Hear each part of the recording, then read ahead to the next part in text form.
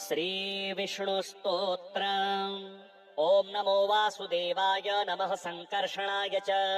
प्रद्युम्नाय निरुद्धाय नमो नारायणाय च नमोऽस्तु बहुरूपाय विश्वरूपाय वेधसे निर्गुणाय त्रयक्कर्याय शुचये शुक्लकर्मणे ॐ नमः पद्मनाभाय पद्मगर्भोद्भवाय च नमोऽस्तु पद्मवर्णाय पद्महस्ताय ते नमः ॐ नमः पुष्कराक्षाय सहस्राक्षाय मेढुसे नमः सहस्रपादाय सहस्रभुजमन्यवे ॐ नमोऽस्तु वराहाय वरदाय सुमेधसे वरिष्ठाय वरेण्याय शरण्याय अच्युताय च ॐ नमो बालरूपाय बालपद्मप्रभाय च बालार्कः सोमनेत्राय मुञ्जकेशाय धीमते केशवाय नमो नित्यम् नमो नारायणाय च माधवाय वरिष्ठाय गोविन्दाय नमो नमः ॐ नमो विष्णवे नित्यमदेवाय वसुरेतसे मधुसूदनाय नमः शुद्धायांशुधराय च नमोऽनन्ताय सूक्ष्माय नमः श्रीवत्सधारिणे त्रिविक्रमाय च नमो दिव्यपीताम्बराय च सृष्टिकर्त्रे नमस्तुभ्यम् गोप्त्रे धात्रे नमो नमः नमोऽस्तु गुणभूताय निर्गुणाय नमो नमः नमो वामनरूपाय नमो वामनकर्मणे नमो वामननेत्राय नमो वामनवाहिने नमो रम्याय पूज्याय नमस्तव्यक्तरूपिणे अप्ततर्क्याय शुद्धाय नमो भयहराय च संसारार्णव प्रोताय प्रशान्ताय स्वरूपिणे शिवाय सौम्यरूपाय रुद्रायोत्तारणाय च भवभङ्कृते चैव भवभोगप्रदाय च भवसङ्गातरूपाय भवसृष्टिकृते नमः ॐ नमो दिव्यरूपाय सोमाग्निष्वतिसदाय च सोमसूर्यान्शुकेशाय गोब्राह्मणहिताय च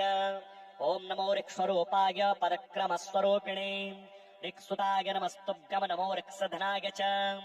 ॐ नमो यजुषाम् धात्रे यजुरूपाधराय च यजुर्याज्याय जुष्टाय यजुषाम् पतये नमः ॐ नमः श्रीपते देव श्रीधराय वराय च श्रीहकान्ताय दान्ताय योगिचिन्त्याय योगिने ॐ नमः सामरूपाय सामध्वनिवराय च ॐ नमः सोमसौम्याय सामयोगविदे नमः साम्ने च सामगीताय ॐ नमः सामधारिणे सामयज्ञविदे चैव नमः सामकराय च नमस्त्वथर्षिरसे नमोऽर्थर्वस्वरूपिणे नमोऽस्त्वर्थपादाय नमोऽथर्वकराय च ॐ नमो वज्रशीर्षाय मधुकैटवघातिने महोदधिजलस्थाय वेदाहरणकारिणे नमो दीप्तस्वरूपाय हृषिकेशाय वै नमः नमो भगवते तुभ्यम् वासुदेवाय ते नमः नारायण नमस्तुभ्यम् नमो लोकहिताय च ॐ नमो मोहनाशाय भवभङ्कराय च गतिप्रदाय च नमो नमो बन्धहराय च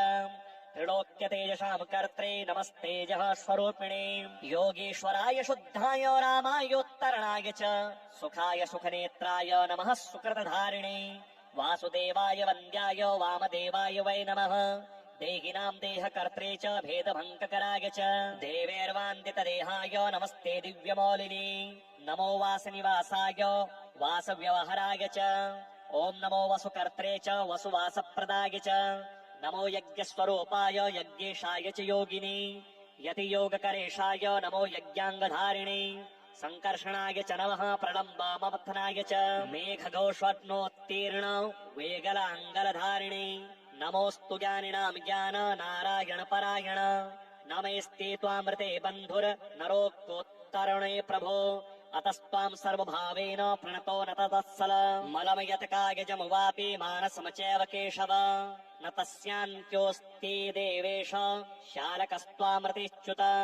संसर्गाणि समस्तानि विहाय त्वामुपस्थितः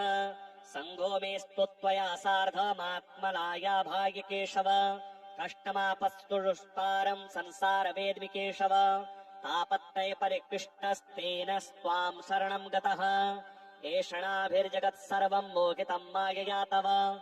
आकर्षितम् च लोभाद्यैरतस्त्वामहस्माश्रितः नास्ति किञ्चित् सुखम् विष्णो संसारस्थस्य देहिनः यथा यथा हि यज्ञेश त्वयि चित्ते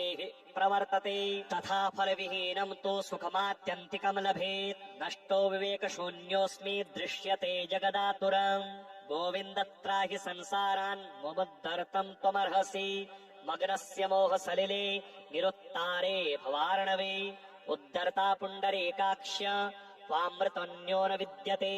श्रीनारायण स्तोत्रम् नमोऽनन्तस्वरूपाय नमो धर्मधराय च नमः स्थूलस्वरूपाय नमः सूक्ष्मस्वरूपिणे नमोऽन्वयस्वरूपाय सर्वान्तर्यामिणे नमः नमोऽक्षरस्वरूपाय नमो मुक्तात्मकायते नमो व्यूहस्वरूपाय नमः कालस्वरूपिणे नमः कृष्णादिरूपाय नमो हिरण्मयाय च नमो वैराजरूपाय नमो गोलोकवासिने नमो वैकुण्ठवासाय नमो व्यासकृतावर्तिने नमो देवाय शान्ताय सूक्ष्मतत्त्वान्तरात्मने नमः कार्यस्वरूपाय नमः कारणरूपिणे नमो नारीस्वरूपाय नमो बीजप्रदायिने नमः पृथुस्वरूपाय नमः सलिलशायिने नमो ज्ञर्कस्वरूपाय नमो यज्ञमयाय च कृपां कुरु कृपानाथ जलात् सौल्यं विभावय श्रीहरिस्तोत्रम् नमस्ते जगद्व्यक्तरूप कारणकारण प्रधानपुरुषातीत स्थित्युत्पत्तिलयात्मक जगन्नियोजनपर स्वाहा भोगधरोत्तम जगदानन्दनन्दात्मन भगवन् जगदीश्वर नियोजको नियोज्यश्च बिभ्राजन विष्णुरव्ययः नमस्तुभ्यं जगद्धातस्त्रिलोकालय विश्वकृत यः पालयति नित्यानि स्थापयत्येव तत्परः तम त्वां नियमरूपेण नमामि जगदीश्वर त्वं माधवः प्रवेशकश्च कामः कामालयो लयः प्रसूतिच्युतिः त्वरथ त्राणकारणमीश्वरः न यस्य ते क्लेदाय स्युरापो नेष्मा यथोष्मणे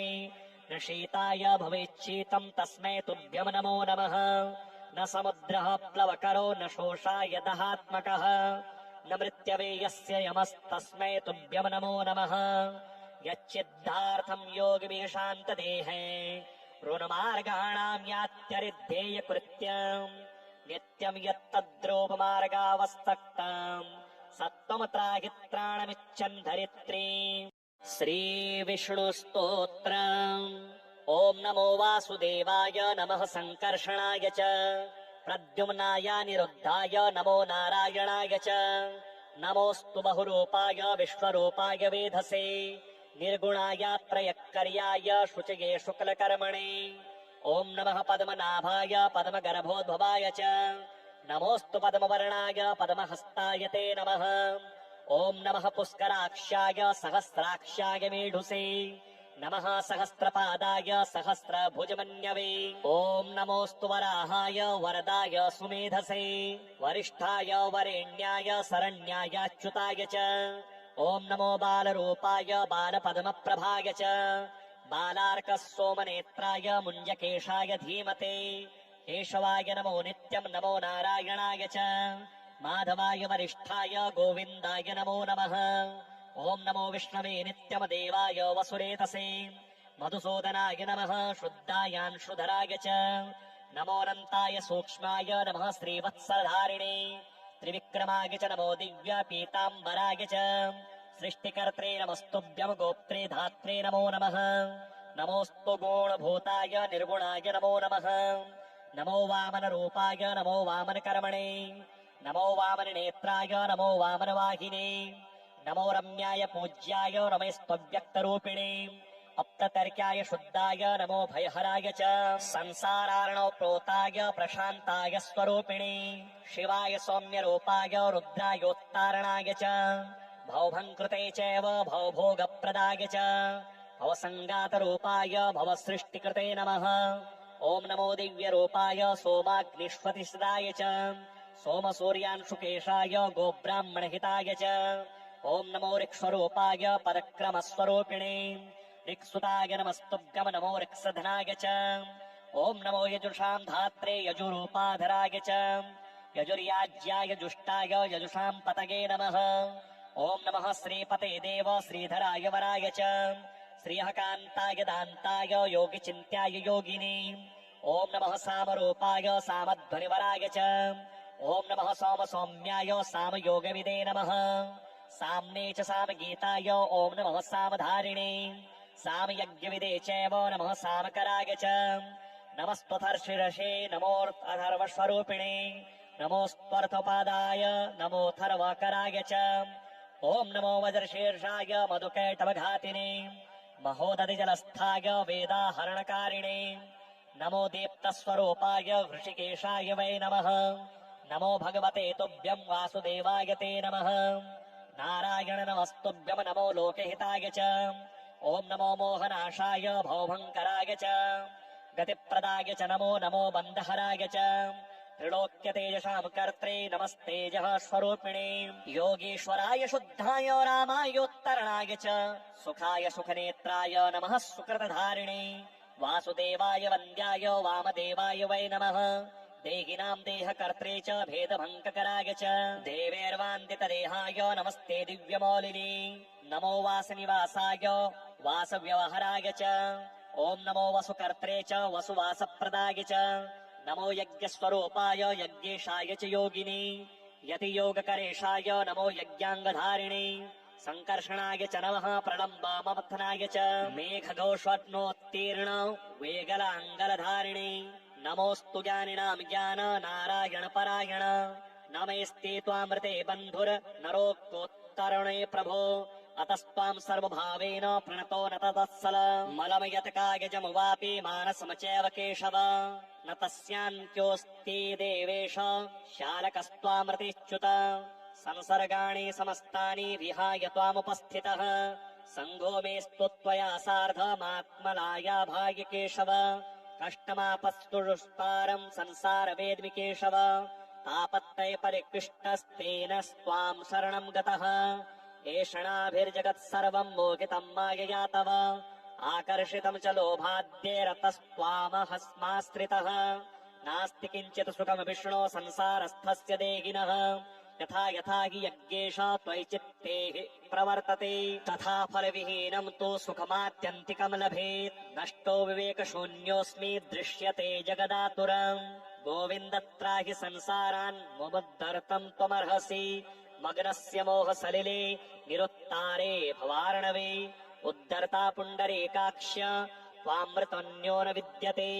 श्रीनारायण स्तोत्रम् नमोऽनन्तस्वरूपाय नमो धर्मधराय च नमः स्थूलस्वरूपाय नमः सूक्ष्मस्वरूपिणे नमोऽन्वयस्वरूपाय सर्वान्तर्यामिणे नमः नमोऽक्षरस्वरूपाय नमो मुक्तात्मकायते नमो व्यूहस्वरूपाय नमः कालस्वरूपिणे नमः कृष्णादिरूपाय नमो हिरण्मयाय च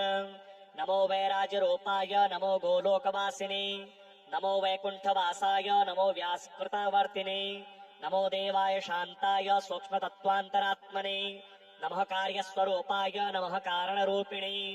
नमो नारीस्वरूपाय नमो बीजप्रदायिने नमः पृथुस्वरूपाय नमः सलिलशायिने नमो ज्ञर्कस्वरूपाय नमो यज्ञमयाय च कृपां कुरु कृपानाथ जलात् सौल्यं विभावय श्रीहरिस्तोत्रम् नमस्ते जगद्व्यक्तरूप कारण कारण प्रधान पुरुषातीत स्थित्युत्पत्तिलयात्मक जगन्नियोजन पर स्वाहा भोगधरोत्तम जगदानन्दनन्दात्मन भगवन् जगदीश्वर नियोजको नियोज्यश्च बिभ्राजन विष्णुरव्ययः नमस्तुभ्यं जगद्धातस्त्रिलोकालय विश्वकृत यः पालयति नित्यानि स्थापयत्येव तत्परः तम त्वां नियमरूपेण नमामि जगदीश्वर त्वं माधवः प्रवेशकश्च कामः कामालयो लयः प्रसूतिच्युतिहेत्वर्थ त्राणकारणमीश्वरः न यस्य ते क्लेदाय स्युरापो नेष्मा यथोष्मणे न शीताय भवेच्छीतं तस्मै तुभ्यं नमो नमः न समुद्रः प्लवकरो न शोषाय दहात्मकः न मृत्यवे यस्य यमस्तस्मै तुभ्यं नमो नमः यच्चिद्धार्थं योगिभिः शान्तदेहे ऋणमार्गाणां यात्यरिद्धेयकृत्यम् नित्यं यत्तद्रूपमार्गावस्तक्तम् सत्त्वं त्राहि त्राणमिच्छन् धरित्री